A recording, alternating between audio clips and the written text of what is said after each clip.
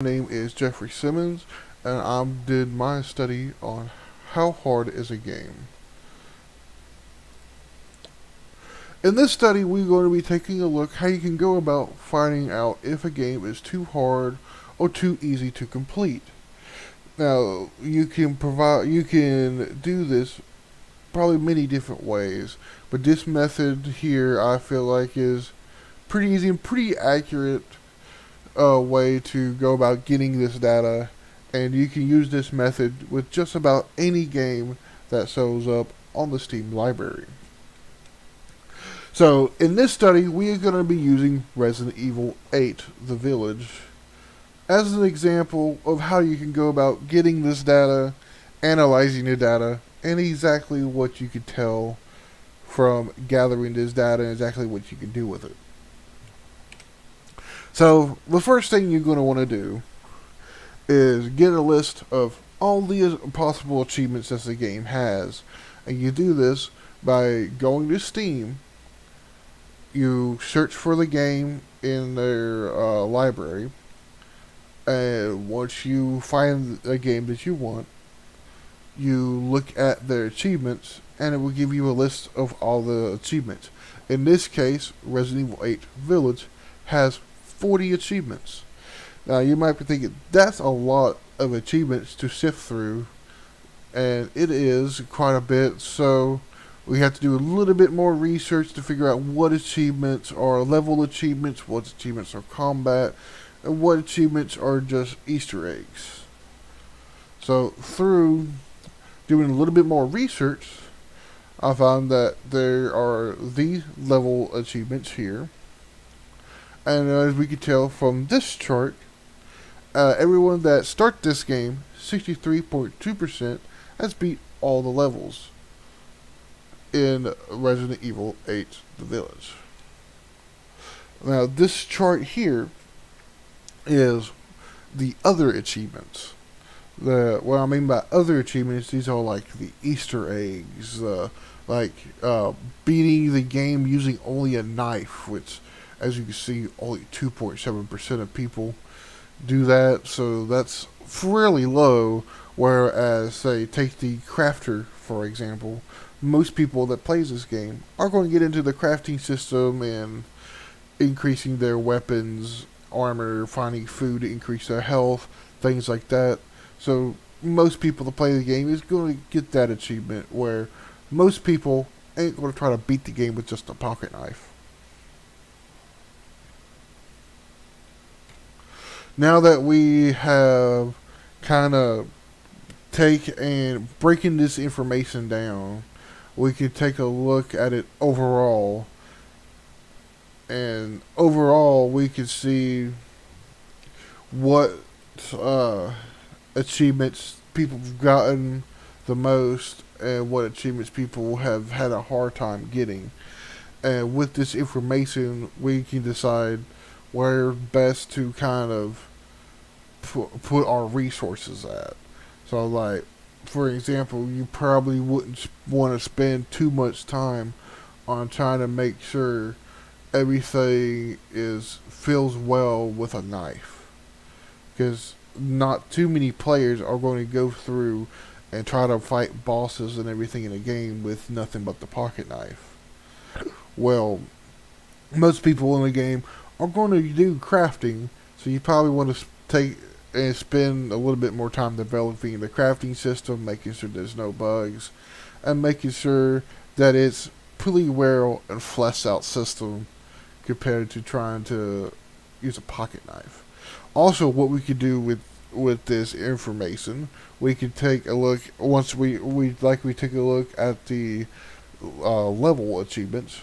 We could also take a look at the bosses of each level, and if the completion rates seem pretty high, like a lot higher than expected, we could take a look and see if the players might have found a strategy that we didn't account for or didn't intend to happen. Like, the player might have found a spot to stand that the boss doesn't interact with. So, like, standing in a corner and the bosses can't hit them, but they can still hit the boss, so they just stand in the corner and shoot the boss all day until he dies. And of course, we want to avoid that because that doesn't make for very interesting gameplay loops. Although this data does show us quite a bit, it does not show us anything. Like most data tables and gathering methods, it is not perfect. This only shows us one platform. And as you probably are aware, Resident Evil 8 Village is on many different platforms. It is on the PS4, the PS5, the Xbox One, and the Xbox Series X and S. And there's even talk about a later on in the year a release for the Switch. Now that hasn't been confirmed, more rumors, but we just have to see. So to get a more complete data set, so we can make more complete assumptions and choices, we would have to go and collect data from the PS4, the PS5, Xbox One, and the Xbox Series X and S. Luckily, we could go about these in about the same way, because the PS4 has a trophy system, and the Xbox has an achievement system pretty similar to Steam, and they might even have the same names. I'm not sure. So you can go back collecting data almost the same way, just a little bit more research. So in conclusion, overall, with this data, you can see how many people have beat the game of Resident Evil 8. Although this data is not perfect, and you can't see out of that percentage how many people was on like a casual difficulty compared to a harder difficulty. So that might be something that you might want to take into consideration when trying to balance your game, because you don't want your game to be super hard on people on casual, where it be or considered super easy for people playing it on hard. So that's also kind of a balancing issue that you have to keep in mind as well. And you also see a percentage of people, how much of the player base have gone after the other achievements, like the Easter eggs, the completing a game or doing a certain method, only using certain weapons, or not upgrading weapons at all. There's all kinds of different weird ways that they come up with trying to make the game a little bit harder and a little bit funner that people can try to challenge themselves to do. Well, the websites that I've gathered this information from is, of course, Steam. I went on the Steam library page, searched up Resident Evil, and then went to achievements. And then I put all that information into Excel to make the data tables.